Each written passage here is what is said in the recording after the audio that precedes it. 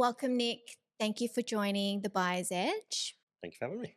For anyone that doesn't know who you are, Mhm. let our listeners know who you are and what do you do.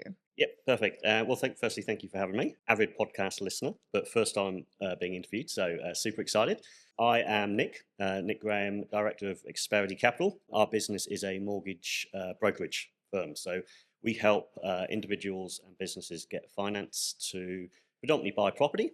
And how long have you been doing it? So the business has been around for 20 plus years. Directors who started the business were sort of one of the first brokerages around. Personally, I joined the team about 7 years ago when the business was going through a merger. So the way that we're set up, it was four different brokerages all came together to form Experity as we are now, each with different specialities. We do residential lending, we do commercial lending, we do SMSF lending, we do a little bit of finance lending, business lending as well. So yeah, I joined the team 7 years ago purely as a broker, cut my teeth in the business, and then had an opportunity to buy into the business. And Something that people don't know about you is also you're an ex agent. yes, an ex-selling agent. Yeah. So don't hold that against me. I'm actually a nice guy.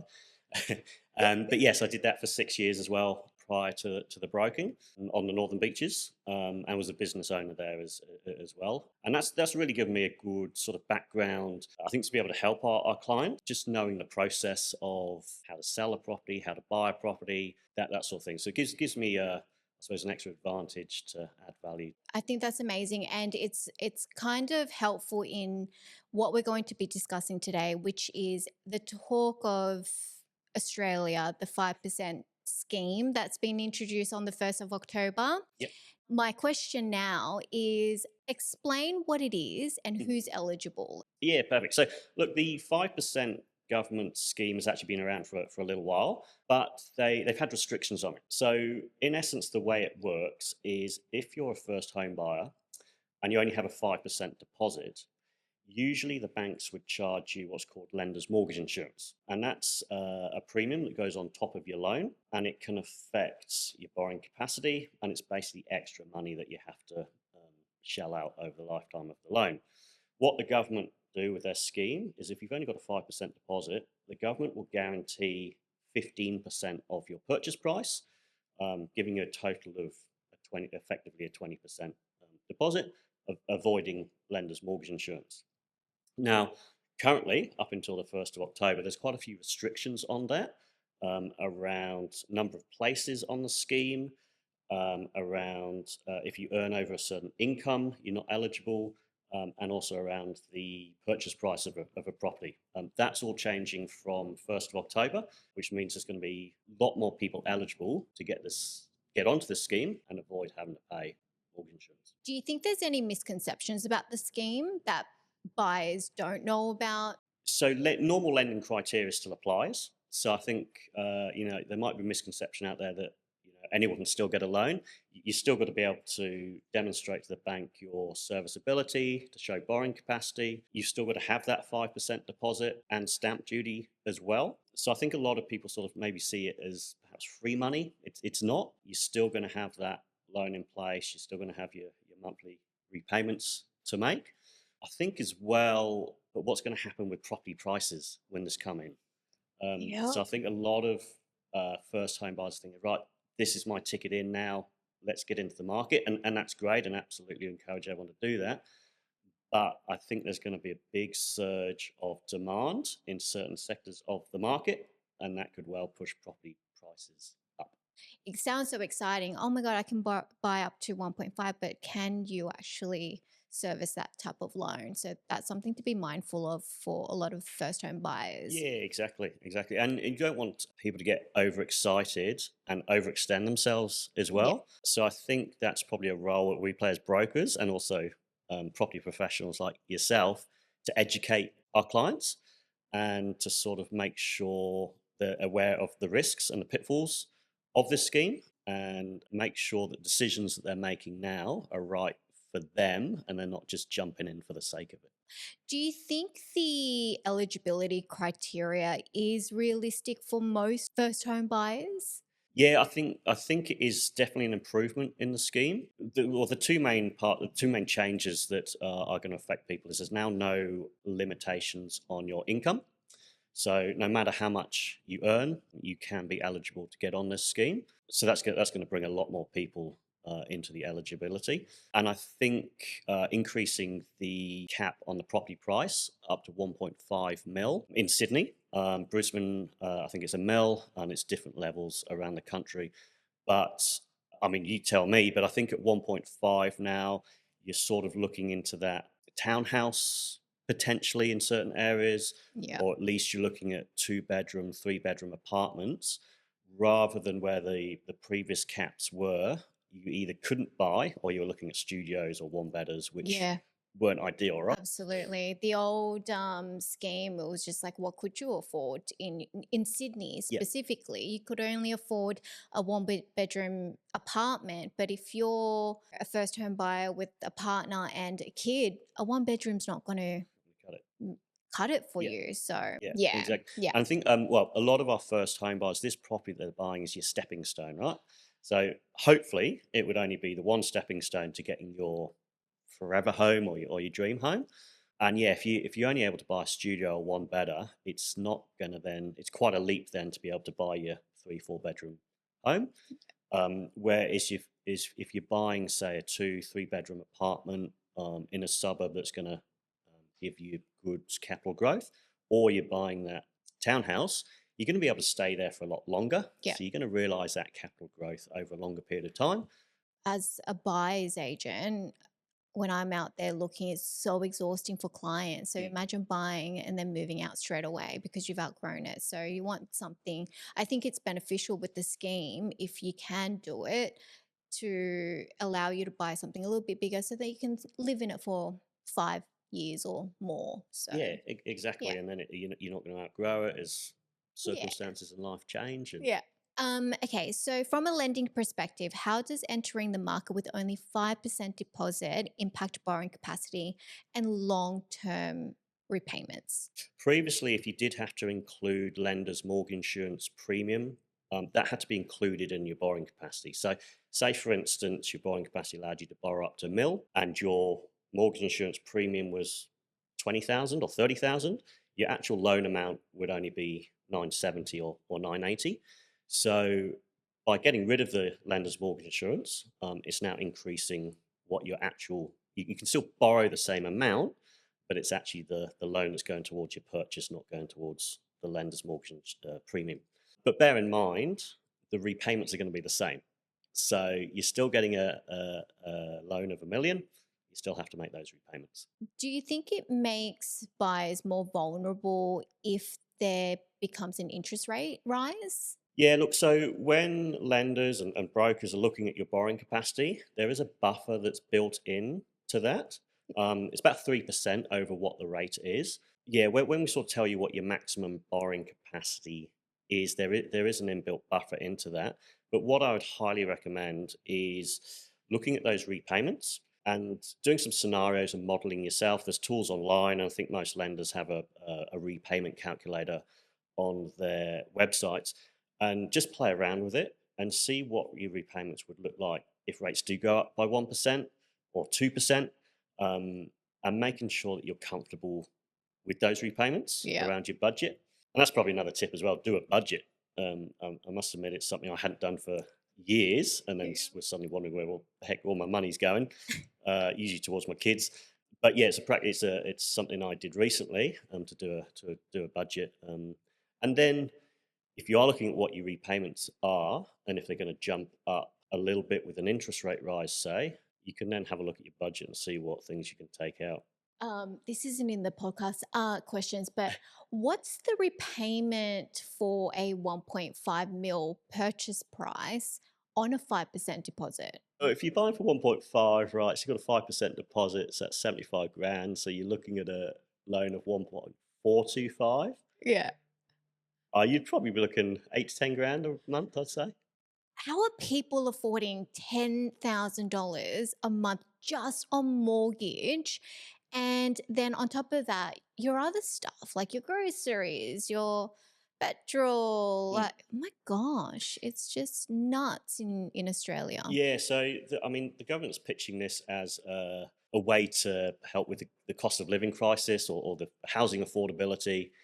I don't really see it as helping with that because Mm, exactly as you say, even though you don't pay that lender's mortgage insurance premium, you still got to make your repayments, right? So yeah, your loan repayments are what they are, and then everything else on top of that, groceries, your memberships, your kids' yeah, sports, and all that. It's tough. It's tough. So yeah. it's not going to solve that. What's really hard is if you're renting, you want to get into the market, trying to pay your rent, all of that, and then save for a deposit on top of that. It's going to help those people get into the market quicker than say having to save up for a 20% deposit. It blows my mind. Like I think about my expenses, and I have a panic attack. Whereas other people, it's like, is that all you pay? It's a lot for Yeah, me. it's all Like relative, it's right? all It's all relative. relative. Yeah, yeah. The scheme is designed to help first home buyers, but do you think it can actually push up competition and prices in certain suburbs? I mean, I think you and I both know the answer, but please feel free. Yes. The simple answer is yes. It's going. I believe, in my opinion, it's going to push prices up. The property market is the same as any other market. It's purely driven by supply and demand. What this scheme is going to do is increase the demand, and the problem the government haven't solved is increasing supply to meet the demand. Yeah, unfortunately, I think what we're going to see in the next 6 to 12 months. I hate calling it a bubble, but we are going to see a spike in demand and prices go up. And look, anecdotally, to get on this scheme, lenders want you to submit your application from October 1st, which is next week. Not sure when this is getting aired, but as we do it, it's next week. And it, Trying to get it sure. done before that. Anecdotally, our team has at least a dozen applications that we've got ready. That 7 a.m. on October 1st, we're hitting submit, and that's just us, right? And I spoke Yeah. to another broker at an event last night, and he said exactly the same. So if that's just us, I think there's going to be a big uptake. Absolutely. Absolutely. And I think, from a broker's perspective, you're seeing the loans, you're pushing out those applications, Mhm. whereas us as buyers agents, we're seeing it on the ground. And I know that this is happening on the 1st of October, but there's kind of like a frenzy already to go, I need to buy before the 1st of October, before all these new buys come through, and they're prepared to pay just a little bit more because they know that if they wait until after the 1st of October, they're going to be paying extra on top of what they feel like is overpaying a little Mm. bit. Yeah. Yeah. Well, that really kind of answers our next question. Could buyers end up paying even more than they would without the scheme? Yeah, and look, that's really a risk that buyers need to be aware of. It's that whole FOMO thing and feeling like you have to dive in, you have to get in the market just because it's there.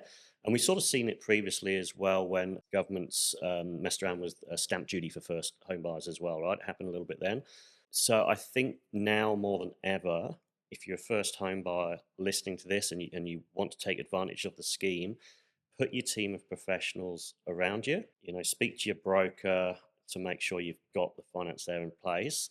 But more importantly, speak to a buyer's agent and get your help because the risks and pitfalls, if you get this wrong, it can set you back, well, 5, 10 years. Yeah. And when I say getting it wrong, I mean jumping in and buying a property that you haven't properly done your due diligence.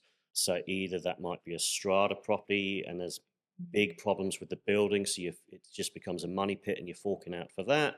Or if you're buying, say, a standalone house, you want to put a pool in it, there might be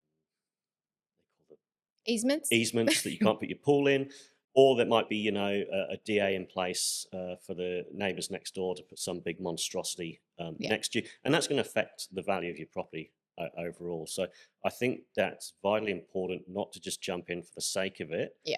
and pay 1.5 mil for a 1.3 mil property, and then you're coming back to me to refinance in a couple of years or take equity out, or you want to take that next step and you find that the property value hasn't gone up because you've overpaid for it. So that would be my advice is speak to professionals, Yeah. specialists like yourself. Buyers wanting to get ready now, what steps should they take to prepare their finance before the 1st of October? So speak to your broker firstly, and get some advice. Tips I would say: look, make sure that your credit report is pristine. And what I mean by that is, if you've got credit cards, just make sure they're not over the limit. Make sure you're making at least the minimum repayment each month. In your bank accounts, you're not overdrawing them. Perhaps think about what's showing up on your bank accounts. So maybe ease up on that sports bet for the time being. It's okay if you do little ones here and there, but if there's like Yeah. lots, which is hard, right? Because we've got grand finals coming up. We're going into spring Yeah. carnival, so the sports bet might take a bit of a hit, but Calm down. calm down on it. I think as well, look, job security as well as a big thing. If you're looking at changing employers at the moment, maybe just rethink about holding off until you put your application in. Changing jobs is fine with lenders. Even if you're on a probation period, they're okay with that. We can generally lodge an application with a new employment contract and condition for a couple of pay slips. But what I would be wary of, if your income is highly geared on, say, bonuses or commissions, lenders will look at that retrospectively and they want to see runs on the board with your new employer. Mm. So if you're just a PAYG employee and you're going from one job to another, that's fine. But let's say if you get 100k or 150k bonuses and then you change jobs, you might have to wait. Is pre-approval essential before the scheme kicks in? It's not essential. So if you're in a really strong position, and what I mean by that is if you've got really strong income and you're borrowing well within your means, I'd certainly say speak to your broker Mm. first and make sure what your maximum borrowing capacity is, and then if you're borrowing well within that, you don't necessarily need a pre-approval.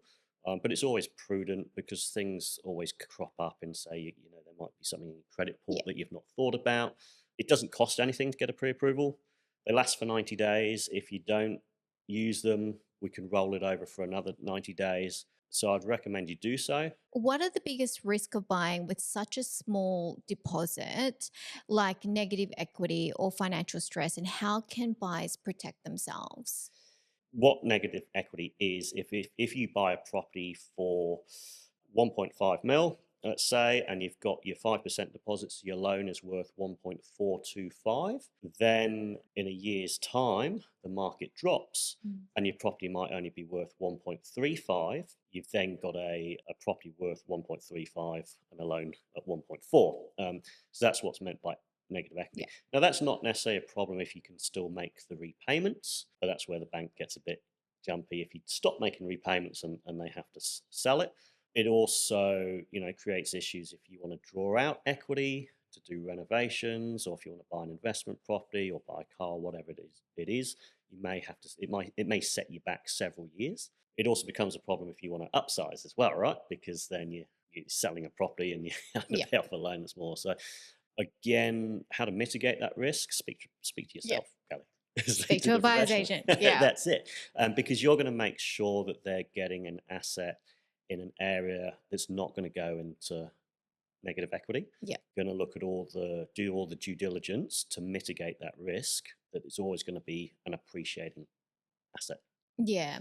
In terms of the actual loan itself, mitigating risk, again, we've touched on it. So do a budget and do a stress test on yourself to say, hey, what would my repayments be like if it does go up 1% or 2%? And then, do your loan approval within your means. Also, the tip I would give, again, if you are reliant on commissions or bonuses, have a look at what your budget would look like if you don't get your commissions or your bonus. Likewise, if you're self-employed as well, maybe have a look at it. What's the worst case scenario? If I have a really lean year and rates go up 2%, am I going to be okay? The other thing that we see as well is with your budget and your savings. Let's say you've got 200 grand saved as a budget. Don't put all of that towards the property. Leave yourself a buffer. That buffer is going to be relative as well. But yeah, just stress test it, and your broker can go through different scenarios with you. Do you ever advise clients to save more before entering the market? It's getting that balancing act of how long is it going to take you to save, and how far is the market going to go up in that Mm, time, right? And this is where the beauty of this scheme comes in, is that you're not sitting on the sidelines watching the market getting away from you. You can get in there now. So look, it really depends on the overall objectives and long-term strategy.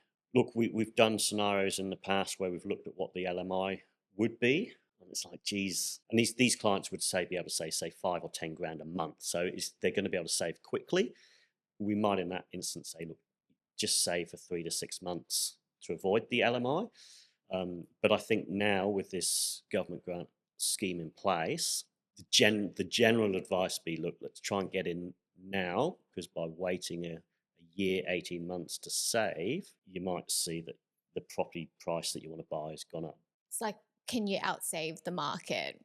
I know a lot of people probably can't. Yeah. And, there's a lot of negative talk about, the 5% and whatnot. But I think it is such an individual case by case basis. I Mhm. agree with you. And, yeah, and like when I was well, I am still a single parent, but when I looked at buying a owner occupying place and became a single parent, I took out the 2% deposit, and everyone, there's so much negative connotation out of that, but I needed to get into the market. Mhm. And if I hadn't done that, I don't think I can afford to buy a house in today's market. And I think this is a good scheme, a great scheme to get into if you're just trying to get into it. Like, And yeah. there's other strategies as well. So if you do feel like, if you have a look at your numbers and you think, geez, we are stretched doing that, you might look at say a rent vesta Yeah. strategy. If you still want to get in the market, maybe buy something that's not necessarily in Sydney, could be anywhere that suits your budget, just to get on, and then you can see capital growth in that property, Yeah. and stay renting where you want to live, right? Okay, I know that we don't have a crystal ball, at all, but what do you think the impact will look like once the scheme gets implemented in the next 12 to 24 months? As we've touched on, there's going to be an initial surge in demand, and my concern with that is that people are going to get, just buy for the sake of buying, and it's Yeah. not going to be actually the right asset for them. So I think we are going to see property prices in that sector increase. We may see another couple of interest rate drops over the next 12 to 24 months, which again, probably going to see an increase in demand. So it's really hard, right? Because you get Yeah, one positive thing, but then that out, you I know, know. the property prices go up. So yeah, it's going to be an interesting 12 to 24 months. But we've noticeably seen an uptake in business, and our team is super, super busy. The Australian dream of owning a property, it feels like it's almost unreachable for a lot of first home buyers.